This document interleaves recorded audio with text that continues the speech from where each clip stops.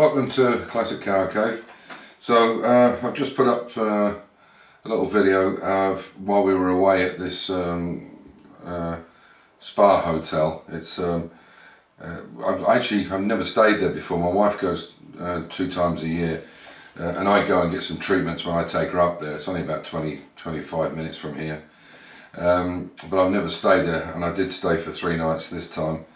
And I have to admit, I mean, the treatment's good. The only problem was I had too many treatments in one day. There was 2 days where I had 4 each day, and it was actually too much. Perhaps one, then have 2 or 3 hours off, and then do another one would have been better. But it did certainly help my back, which is good. And yeah, so I just thought I'd put. It's only a couple of minutes on it. If you don't want to see it, you can just skip through it. And then I'll bring you up to date with what's happening with the XK. We're aiming for the 21st of March. To take it to the painting shop, and I think we're pretty much on schedule for that. I think within the next 5 or 6 days we'll have it off the chassis and back onto the jig, and we can do the final finishing work, and then get it to paint. And I think he needs it for at least a few months. So hopefully, you know, June, July, whatever, we'll get it back and we can start building the car for the last time. Hopefully. Anyway, I hope you enjoy the video.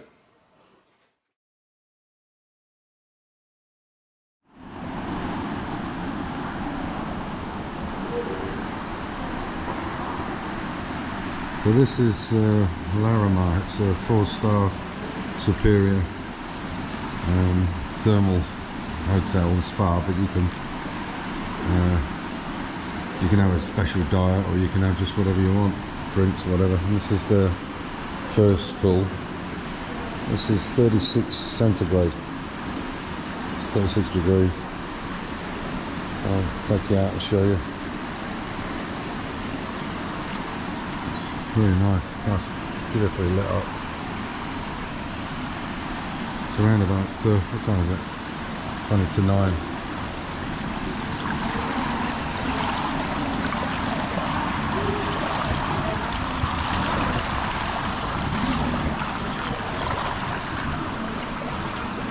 So, I'll take you out. It's pretty cold outside, it's winter obviously. You can see the steam coming off the bath.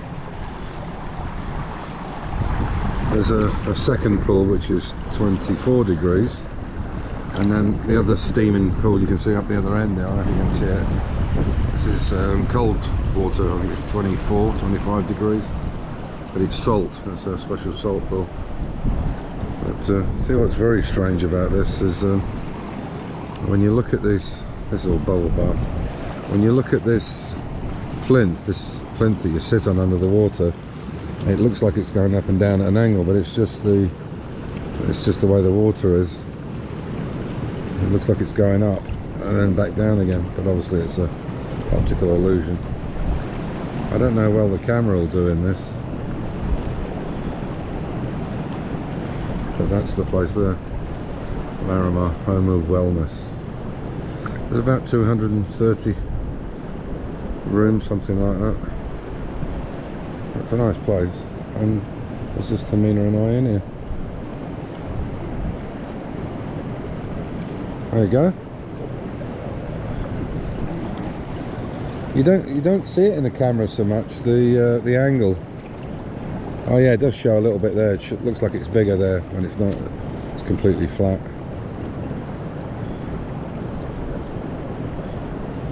And supposedly these work underwater really well, so let's give it a try. In for a penny, in for a pound.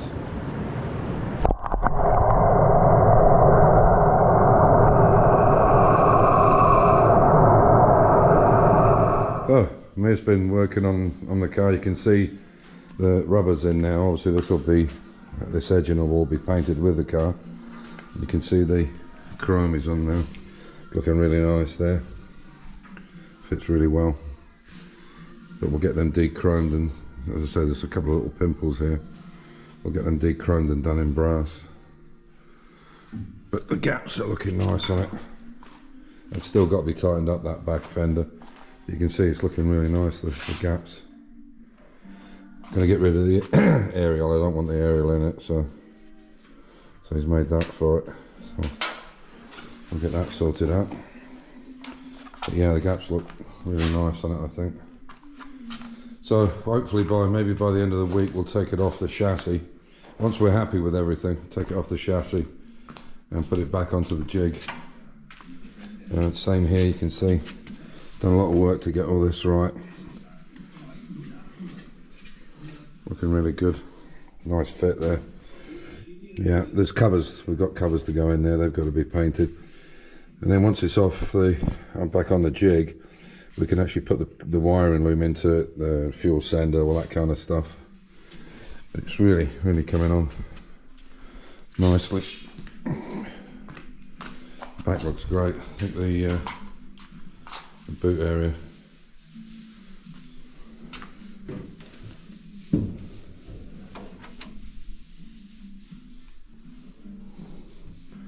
Really nice gaps down it. It's in a little bit because it's there's no rubber in there. Same with the doors and stuff, but you can see it's all looking good. And there's the front.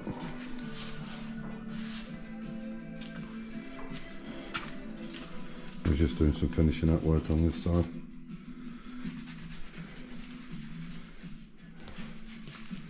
That's good. I have to get this roof organised as well, bits and pieces. Very pleased with it though. So Amir's done all this now, he's made a really nice job of it.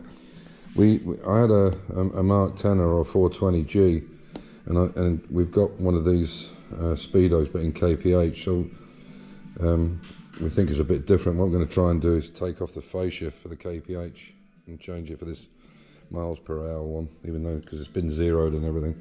We just need the fascia. Everything else seems to be okay. We've got to touch them up. The ridiculous thing that this here is the temperature, water temperature and oil pressure. It's a double one, so it's half on the top and half on the bottom. And I've just checked at the price, and they're like 250 euros for a gauge that size. It seems incredibly expensive, but we'll see what we can do. But you can see it's cleaned everything up, sandblasted it all, and it's looking good. Okay, so there's the dash. It's not in yet. I've still got to do some cleaning on the back, but that's basically how it will look. On the front here, there's some of this I need to clean out a little bit. It's been done with a router, but there's some little edges where it's catching. So, and as I say, we have to change that. I've got a KPH speedo from an old Mark 10. So I can use that. Maybe we can just use the fascia rather than the whole clock, because the clock seems to be good. But like I say, I just need to clean some out. I've done a little bit there this afternoon, but it needs some more to get it absolutely straight. So, but that's how it's going to look. There's the battery in there. We made a new clamp for it and opened the box up a bit. So they'll be coming back out and being painted. And then you can see inside there where the hose is going to go through into the, I think maybe you can see just the brake servo there. So there's the tank right underneath it, perfectly lined up. So we're going to take these back out now. Hopefully by the end of the week we'll take the shell, the body shell, off the chassis and mount it back onto that jig. So the 21st of March is hopefully when we take it to Hungary for its paint job. Okay, so as you can see, the track car's back onto the ramp. We managed to fix the XJ6 up. We managed to find a second-hand master cylinder. We found some new old stock, or somebody had one, but they wanted 750 euro for a master cylinder. I mean, it's really taking the piss, but whatever. Is what it is. Anyway, we managed to find a second-hand one, but there was no return if it wasn't right. Fortunately, it was good, and the car's back up and running, and he's taking it for he's going to take it for a test. So that I've got my ramp back, which is good news. And this one here is the original one. And what we're going to do now is there's a company in England, in the UK, that will. Because the bottom of the bore, which is where they normally go, all the crap lies in the bottom of the plunger. and they get worn on the bottom here inside. Apparently what they'll do is they'll bore these out and re-sleeve them with some kind of key in it. Obviously there's holes in the sleeve for the inlets and the outlets, and they'll refurbish it, and even sending it from Austria to the UK, and the VAT and so on, it's about €410, something like that. So what I've said to Martin is, my neighbour up the road is next house up, next but one house up, and I said to him it'd be a good idea because these things are getting rarer, and it wouldn't be a bad idea to have it as a backup. So we're going to send it away, and if it takes 3 or 4 months, the one we've got on it now, the second-hand one, seems to be okay, and hopefully we'll get this one back and it's there as a backup when we need it, if we need it. So yeah, yeah, that's really about it. So I'll do another video at the end of next week when we take this back off the chassis and put it back onto the jig and do the finishing up work. But as usual, stay safe, keep the faith, and enjoy your hobby, and take care everybody. I'm sure things will be okay, you know, as far as this Ukraine thing's concerned. We'll all keep our fingers crossed. I just hope nobody's stupid enough to do anything silly.